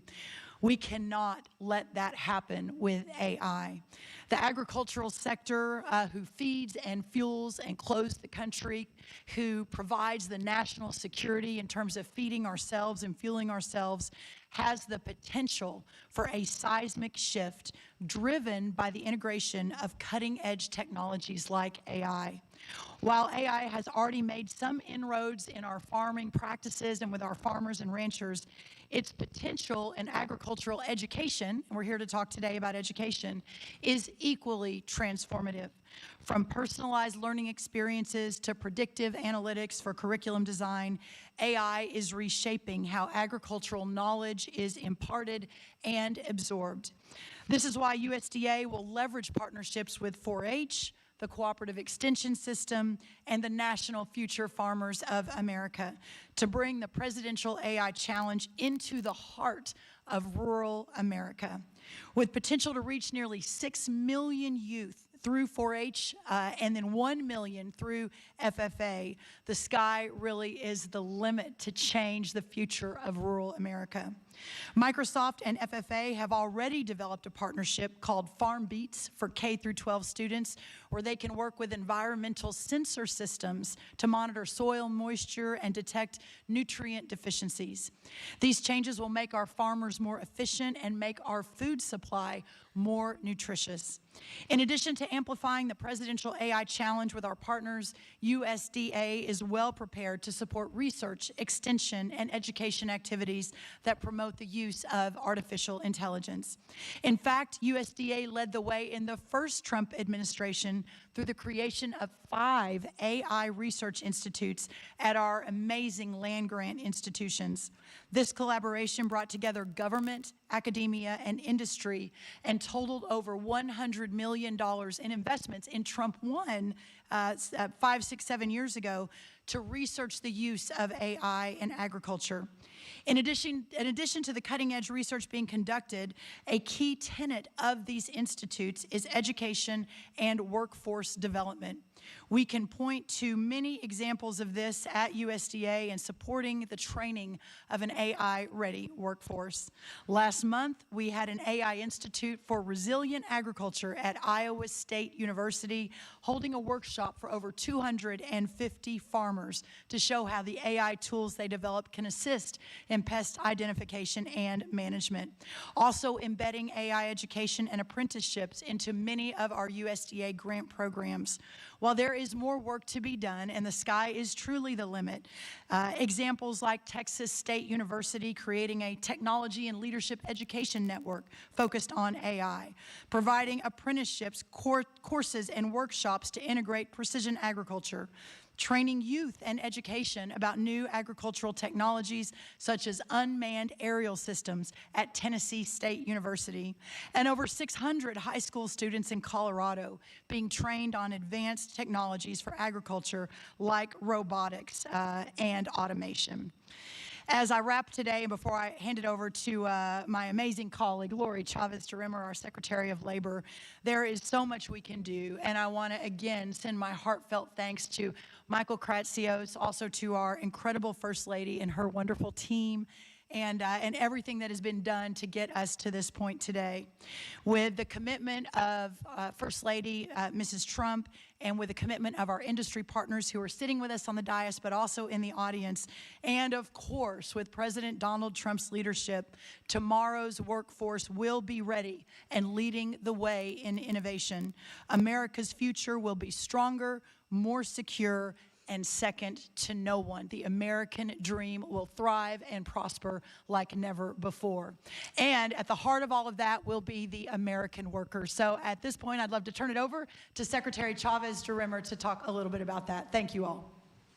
Thank you, Brooke. Good afternoon. I'm Lori Chavez-DeRimmer, and it's really an honor to be here on behalf Madam First Lady, thank you so much for what you're doing in the initiative. And on behalf of the American worker, we have a lot of exciting updates from the Department of Labor, and so I'll be brief. Under the direction of President Trump, the Department of Labor has taken on decisive action to make sure that we are promoting AI literacy and skills training, while the primary focus of this group is preparing our youth, the future youth. Congratulations. We are also advancing proposals to ensure all American workers are ready to thrive in an AI-driven economy. As you know, the President set out a goal to make America skilled again by providing more flexibility to state and local governments, including for artificial intelligence programs. Last month, the Labor Department issued guidance to state and local workforce agencies, encouraging the use of Workforce Innovation and Opportunity Act. Some of you know it as WIOA funds, to help develop those AI skills. This new guidance also clarified that states can use their governor's reserve funds for AI learning opportunities, helping increase training across the public workforce system. To further promote AI training, we have developed a set of priorities to expand AI-related apprenticeship opportunities. It's part of a comprehensive workforce strategy that we just published with the Department of Commerce and Education titled America's Talent Strategy, Equipping American Workers for the Golden Age. On-the-job training programs will help fill the mortgage-paying jobs that AI will create, while also enhancing the unique skills required to succeed in various industries.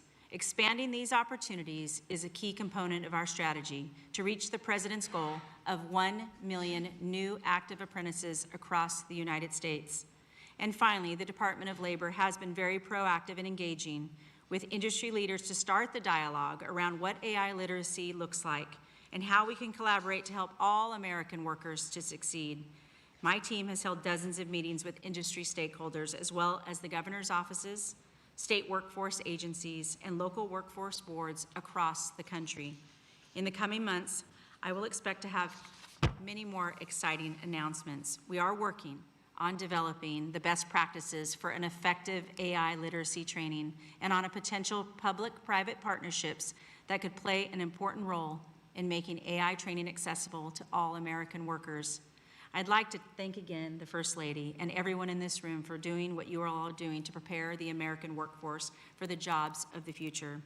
As I continue around my 50-state tour, and we've hit 32 states in the last 5 months, we'll continue to promote AI and its excellence. And it is going to be this initiative and this group and all of you out here in America to help us lead the way and tell those stories to the President. I look forward to the continuing collaboration, and I'm confident in this era of American AI dominance. Thank you. Secretary Wright, it's up to you. Thank you all for being here today for this just really important movement. At its essence, artificial intelligence takes electricity and turns it into intelligence, empowering Americans. At the Department of Energy, my biggest focus, 7 days a week, is how to grow our supply of electricity. Over the last 20 years, the United States has more than doubled our natural gas production and tripled our oil production, but have seen very little growth in our electricity production. We will not win at AI if we don't massively grow our electricity production. So that's taking a ship that hasn't moved much in a while and getting it supercharged. The other relevant activity we have at AI at the Department of Energy is through our national labs. We are working to take cancer from a death sentence for millions of Americans into manageable conditions across those by using the power of artificial intelligence. We're using artificial intelligence to harness fusion energy, something I worked on 40+ years ago. We're using it to understand the basic fabric of the universe. So these incredible scientific endeavors, but perhaps the killer app, the most important use of AI is for education and to fix one of the greatest American shortcomings, our K-12 education system. I am so thankful and inspired by the First Lady to focus all of us. We've got to not leave our kids behind. We've been doing that for decades. We've got to fix our education system. AI is a transformative tool to do that. Michael Kratsios here is taking that bull by the horn and pushing it forward. I could not be more thrilled to be part of this effort. My wife and I have been in school trying to fix the school system for 30 years, through school choice, through school reform, through starting schools, through running camps, through doing everything we can. But with the leaders in this room and the leadership of the First Lady and Michael Kratsios, I think we can move the needle if we all dig deep in the next few years.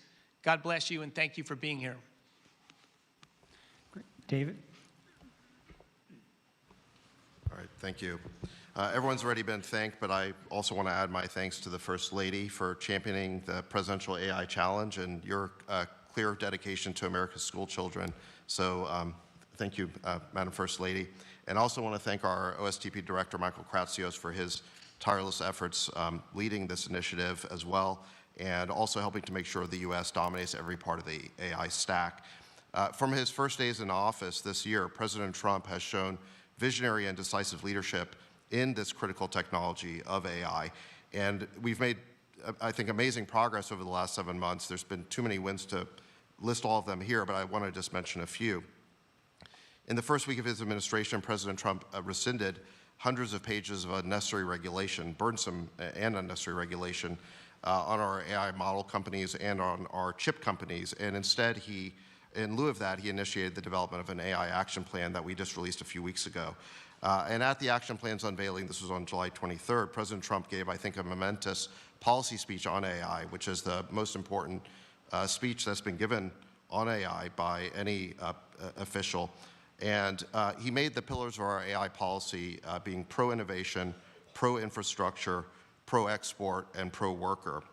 And he also signed 3 executive orders that day to help further this policy. So the first was to make it easier to build new data centers and energy infrastructure. And thanks to President Trump's leadership, he's already attracted hundreds of billions of dollars of investment into the United States for data centers and energy infrastructure. And as he likes to say, the U.S. is the hottest country in the world right now, thanks to his leadership. The second executive order established the American AI Exports Program to ensure American leadership across the world. We want to make sure that the American tech stack wins internationally as well. And the third executive order banned the federal government from procuring ideologically biased or woke AI. We want to make sure that AI only pursues truth, fairness, and impartiality. So I think those are just some of the amazing accomplishments that the administration has made over the last 7 months. As we meet here to discuss AI education and empowering America's children, it's still the very early days of this incredible industry, and I'm reminded of what President Trump said during that AI speech, that he said that American AI is like a beautiful baby that's just been born. We have to grow that baby and let that baby thrive. And he's absolutely right about that. And we have to enable our children to thrive with it. And let me acknowledge that when it comes to the topic of AI, there is a lot of fear out there. Some people think that AI is going to take all of our jobs. I really don't think that's going to happen. I think AI is going to unleash a productivity boom like we've never seen. It's going to make all of us more productive. It's going to make our jobs more satisfying. And there's an online quote that's been flying around that says, you're not going to lose your job to AI, but you might lose your job to someone who uses AI better than you.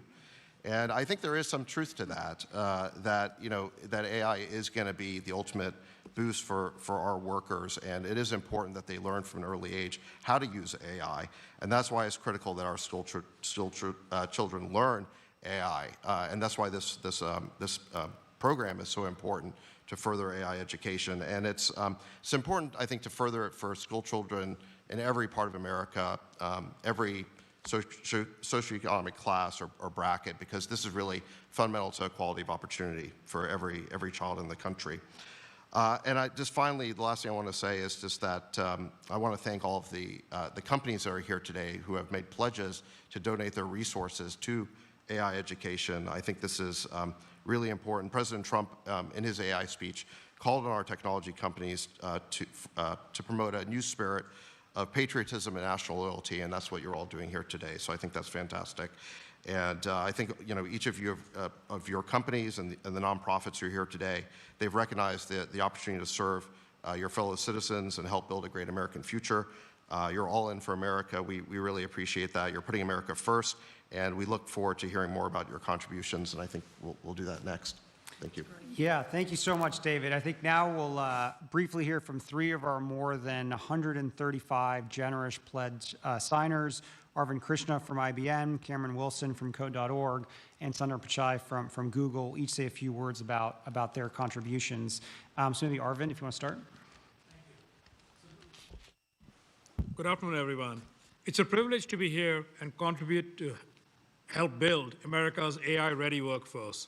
Let me begin by first thanking the First Lady, Mrs. Melania Trump, for helping lead this effort and galvanize all of us into contributing, but also to President Trump for all of his efforts around AI, as David just spoke about. Let me also thank the cabinet members who are here for all the efforts that they are putting into helping build America's AI-ready workforce. Addressing the AI skills gap is going to be essential for us to achieve what we all want to with AI contributing to America's leadership, but also to America's productivity. The President's AI Action Plan shows us the way to that future by empowering American workers to lead in the AI economy. As the plan highlights, U.S. companies also have a central role to play in building this workforce. By partnering with government agencies, nonprofit organizations, and communities, as well as educators, we can deliver the training that meets the demands of the labor market. IBM has long embraced this collaborative approach, and we are fully committed to upholding this responsibility. We are proud to join the pledge by committing to train 2 million American workers in cutting-edge AI skills over the next 3 years. We will do this through a groundbreaking program called IBM Skills Build, which we launched to help expand access to AI education, but also to create pathways for these high-demand technical roles. A quick example, Zach Switzer is a high school teacher at the John Marshall School of IT in Cleveland.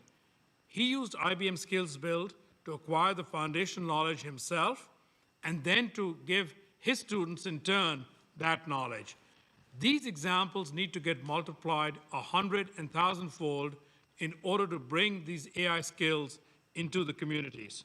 Teachers like Zach in schools across the country can access AI learning through IBM Skills Build, adopt the modules into the classroom, and then help the students gain these valuable skills to take into the workforce, and hopefully find a great paying job. This is only one of many success stories, but when it comes to meeting the growing demand for AI, no organization can do it alone. This is why IBM is proud to be part of the President's program and part of his National AI Education Initiative with its emphasis on collaboration across the different sectors. We look forward to working with the administration and with all of our partners to achieve these goals. Thank you. With that, Cameron Wilson of Code.org.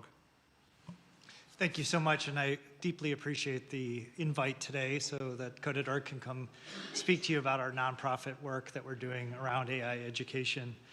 So just a few months ago, 450 CEOs, many of whom are in this room today, came together and called on states to require computer science and AI education for every student. Only 12 states do this today. These leaders really recognize the moment that we're in, which is AI education is the global competitiveness issue that faces us today. And we really need to meet this moment with an education system that provides students with AI education, and specifically, students really need to learn how AI works. They really need to understand the opportunities, the risks, the limits of AI, and the underlying computer science that is driving this innovation forward. Simply learning to use AI just won't be enough. We need to spark their curiosity and build their confidence so they can be agile as the workforce changes with AI or as AI changes itself. And we need to empower them so that they can envision and really express how they can shape a better future with AI. Steve Jobs had a great quote he used to have, and it was why he loved to learn computer science, because it taught him to think differently about problems. And that doesn't change in the age of AI. So both the Presidential AI Challenge and the AI Executive Order recognize the moment that we're in. They will catalyze state-led efforts to help modernize our education system. And I want to thank the White House and the First Lady's leadership on this, because this is a priority we must place in our AI education system. Ever since Hadi Partovi and myself began the work about 12 years ago with Code.org, we've helped change the global education system by bringing computer science education to 100 million students worldwide. And we've passed policy reform to embrace and prioritize computer science education for all 50 states. And now that changes with involving AI education with computer science. So we're the global leader that brings together partners around students and teachers and administrators so that they can be part of this global education movement. And as part of the AI Executive Order, we're committing to evolving and expanding this movement by engaging 25 million learners, including students and teachers and parents in the Hour of AI this year. This will be for this school year. We're partnering, our goal is to partner with 25 states over the next 3 years to help promote and build out AI pathways, AI standards, and the AI Education Act. We're developing and scaling a new free open source high school course focused on AI, AI Foundations, which we plan to have reach about 400,000 high school students in the US by school year 28. And we want to provide free open source computer science and AI learning for about 9 million students, K-8 students by school year 28. Those are the things that we're committing to do to really transform our education system so that students can thrive in the age of AI. But we've always acted at Code.org with a broad community of partners, including teachers and administrators and parents and leaders across all levels of government from all different parties. And particularly with our lead partners, Microsoft, Google, and Amazon, have always been a really unique contribution to our coalition, and numerous other companies that are in this room. Pulling together this broad coalition of leaders has been the unique strength that we've helped build this global movement. And with AI education, we have a chance to both reinvigorate and expand this movement so that we can fulfill our vision that every student has a chance to learn AI and computer science and modernize education. So we would love for any organization that wants to partner with us to help us bring computer science and AI to the next 100 million students over the next decade. So thank you very much. And I want to turn it over to Mrs. Trump, Director Kratsios, esteemed cabinet officials, hello, and it's a real honor for me to be here to support the First Lady's Presidential AI Challenge. I think you're really inspiring young people to use technology in extraordinary ways. It's a deeply important issue for us as a company, At Google, we see AI as the most profound way we'll deliver on our mission and transform knowledge and learning. We really imagine a future where every student, regardless of their background or location, can learn anything in the world in a way that works best for them. We've been really focused on this for decades. It's why we built Chromebooks for every classroom, why we have worked to make our AI model, Gemini, one of the best models for learning. It's why we are offering our Gemini for Education to every high school in America. We are providing access to every high school student and every teacher with our best AI tools, including guided learning. We recently committed $1 billion over the next 3 years to support education and job training programs in the US. And today, I'm excited to share that $150 million of that $1 billion will go towards grants to support AI education and digital well-being. This includes support to code.org to transform its curriculum and integrate new AI features. We're also providing support to the Flourish Fund to support nonprofits, helping youth aging out of the foster care system with tools to succeed in the workplace. For college students, our AI for Education Accelerator has expanded from 100 colleges and universities to 200, including the Texas A&M University System and Iowa's community colleges. And we've set up a centralized place for teachers and parents to get all our best AI training in one place, something we've heard can be really helpful. This is all in the service of helping the next generation to solve problems, fuel innovation, and build an incredible future. These are all goals we all share. We are incredibly thankful for the partnership and the leadership from the First Lady, the President, and the administration, and for showing us the way. Thank you. Thank you so much, Sundar, and thank you all to our distinguished guests. As we work to invest in America's children, America's future, we're really grateful for all of your support. For everyone out there, if you go to AI.gov, all of the tremendous contributions and commitments that everyone has made can be seen there, and I think it's going to be a really, really special thing for all students, parents, and educators this school year. And lastly, my special thanks once again to the First Lady for being here with us today. Thank you. So this concludes our White House Task Force on AI Education second meeting, and we very much look forward to working with all of you again soon. How cool is that? Yet again, First Lady Melania Trump celebrating all things with AI, discussing the workforce for AI and AI education for American children.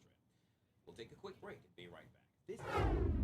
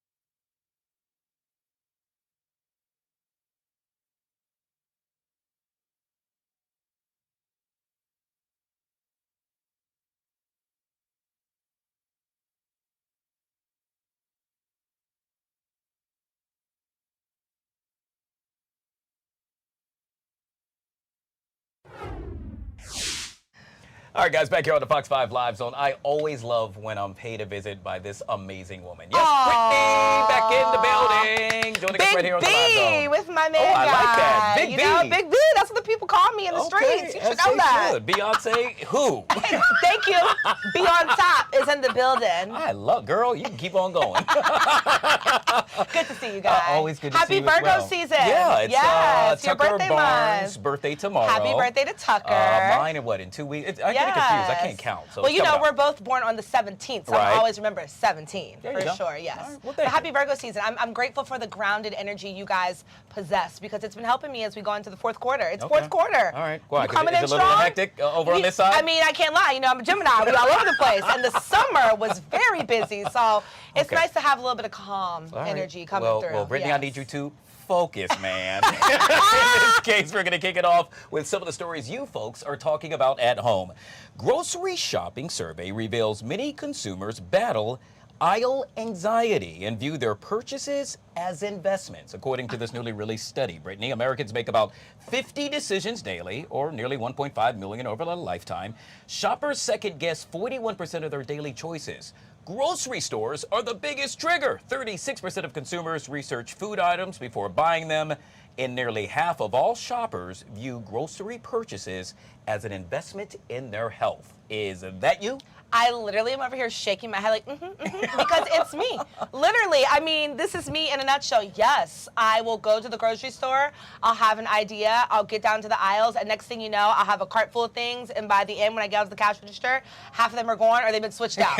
It's so true. Really? It really is. It's almost like the grocery store has become overwhelming. Yeah. Prices, as we all know, are astronomically high right now. So it really is an investment. Like, okay, am I going to go Cheetos or bougie Cheetos? Like, you know what I mean? Organic Cheetos, regular Cheetos, because the regular is $2.99, Right. the organic is $5. Yeah, gosh. There's a difference. Isn't you know it what I mean? amazing how the healthy food is always more expensive than, let's say, the food that's garbage for your body? You know what I mean? Yes. And look, it's an investment to live well, to be well, to eat well, but it shouldn't have to be this way, right? Yeah. I mean, you know, I had this like secret kind of dream one day that hopefully I can just live on a farm and just do my own thing. Really? And, yeah, Okay. because I mean, that's really what life not only is all about, but I think that's the best way to really have, you know, just good nourishment in your system. You can go to the Yeah. grocery store all day, but to be able to go outside and have your fruits, your veggies, things like that Yeah. that you can pick, I mean, would make life a lot easier and it'd be a lot cheaper. Yeah, you know? that would be the first farm that would be truly lit with Literally, bottle service. Literally, oh my gosh, you shouldn't have I can told me see that. it now, Brittany. Yes, and I'm gonna make it where like people can come visit, bottle service the whole nine. Oh, I love this. All different types of milks for my cows. Look, the idea sounds nice, but the reality of having cattle and all Yeah. that stuff is not, you know me. Come on, I'm a Virginia girl. Well, I'll be the first one there to pick apples. Yeah, and we'll keep it at that. Do you get anxiety in the grocery store? I do. You know why? Yeah. Because I kind of know what I'm going to buy, but Yeah. as I'm walking down the aisles, I'll then see something like, oh my gosh, that's a new beer, or that's a new Yes, there's just whatever. so many And I just want to buy it, you know? Yes, yeah. Not that I'm not sure as to what I want to buy. It's just I see so much stuff, I want to buy more. Yeah, and I feel bad for families. Like, Yeah. I'm the oldest of four. I know what it was like grocery shopping with my mom back in the day, slipping things in the cart when she's not looking either. And, you know, times are just hard. So Yeah. I feel it. I feel you guys. Everybody chime in below because I wonder if other people feel this way. Yeah. I really do have grocery store anxiety. Well, there's a couple of things in Gotta common. sip my One, tea you're while I the do oldest it. of four. I'm the oldest of four, and we both have a birthday on the 17th. Look See at- this thing look going at on right that. And we're both indecisive and don't know what to buy at the grocery store. Match made in Let's heaven. move on to the next one. In this case, a new study says, well, not necessarily a new study, a number of photogs at weddings are now saying, hey, there are a couple of indicators that a newlywed couple will soon be divorced. Take a listen to this, Brittany. Apparently, it all starts with a couple's body language. That is a, well, tall tale sign that it's probably not going to work out. Another one happens to be that they won't make it past their honeymoon when something goes wrong on their big day. Another sign is they avoid eye contact. And the one that really got me that I've seen before is when either the groom or the bride, specifically the groom, does not want to take pictures. Oh, what? How are you having a what? I wish my future man would. He would know better when it comes to me, okay? I need all the cameras on me and him, for sure. That's wild. Not taking pictures on your wedding day? Yeah. I'm confused. What's the point of paying for the I photographer? agree. I agree with all of these signs. I think that body language is like one of the top forms of communication with people, with couples in general. So if you ain't lovey-dovey on your wedding day, that's going to tell a lot about the future right there for sure. So I agree with that one. What was the other one again? So for me, it's the one of something big going wrong on the big day. I've seen that happen before. Superstition, yeah. Well, not only that, but I remember a couple. I actually hosted their wedding. Yes. They had something was going on, and they had to move the ceremony from the in the middle of the church to the basement or something like that. Ooh. I was there for the after party, if you will, to host that portion. And I remember, of course you were. The bride said, "You know what? No biggie. We just had to go with the flow." And I was like, "Wow! On your biggest day, you just went with the punches, and they're still happily married." It just shows that when there's something big, you can still just go with it because it's going to happen in the marriage. I agree. And then the no eye contact, that's weird. You all say I do, and you're supposed to what you supposed to do? Look the other way, right? Oh my goodness. Might be looking at the side chick. Man, it's giving they need better friends that are going to object in the middle of the ceremony, when they're starting to see that stuff. I don't know. I mean, what's the point of getting married just to end up divorced? I agree. That's why I ain't married yet. Shoot. It's cheaper to get married than it is to get divorced. Exactly. And you're going to get married. I see that happen. Thank you. It's going to be, yet again, lit. It's going to be a lit wedding. I can't wait for you to be there one day for sure. Tonight's the big night. That's because the NFL season kicks off tonight. It's the Cowboys taking on the Eagles. But as I have been saying, what do you mean, yes? Who cares? I'm excited for football. Okay. I love football. But we're talking Commanders on Sunday. I know. Anyway. This is true. I'm just excited that football's back, okay? Because I'm not a fan of either of the teams tonight. Anyway, NFL Commissioner Roger Goodell now talking about the Super Bowl, saying that Taylor Swift is welcome to play the Super Bowl halftime show. He said that yesterday. Of course, that would be up to her and Jay-Z, whose Rock Nation oversees Super Bowl halftime entertainment. Swift recently announced, as you know, her engagement to Travis Kelce. So what do you think? Is it going to happen? Man, this is funny. As soon as you put Jay-Z's name in, I was like, oh, yeah, I forgot about that he's making the shots. And we all know what happened at the Grammys many, many years ago. So will they, I don't know. Look, it's perfect for us in this world of news and journalism to be able to have Taylor Swift with that beautiful new ring on her finger. Oh, yeah. Recently engaged, right? And then performing at the Super Bowl. I mean, and a new album. Sounds about right, but it's Jay-Z's choice. Yeah. There's a lot of great artists out there that have not touched the Super Bowl stage yet. So, I mean, it's only been a matter of time. I know Taylor Swift eventually will perform. I just don't know if it's this year. What do you think? Yeah, well, I've heard rumors that Jay-Z is actually under would be consideration fire. by himself. I love that. perform. That's why he's in the position he's in. Yeah, Yep. but it would be interesting because the Kansas City Chiefs are pretty much a shoo-in. I mean, they're probably going to go to the Super Don't Bowl. say A high that. chance The that Ravens they could. are. Well, Ravens that and Commanders. too. Ravens, I'll give it to Commanders. come on, battle the Beltway. Okay, Anyways, I agree. And screaming. so, but should that happen, how awesome would that be that, the bride-to-be and the groom-to-be would both be at the biggest venue on the planet? Yeah, that would be pretty cool. I would love to see it. Yeah. I just think it's like the perfect timing for all that to happen. Do not let a wedding happen on the Super Bowl stage. You see, I'm about to pass and fall out right now. I mean, I love Taylor Swift. I'm not the biggest Swiftie, but I'm here for all of that's to come for her. Yeah. And I mean, Jay-Z, I think this is a smart move. Come on, man, make it happen. All you need to But do if is it's you, I ain't mad at it either. I'm Right. just saying. Well, either way, just make sure she has a ticket, and thank so do I. Thank you. Thank you. Brittany joining us with our Thursday Talkers right here on the Live Zone. Always good to see you, my friend. Always good to see you, my friend. Y'all know where to find me at Be On Top on Instagram. Yes.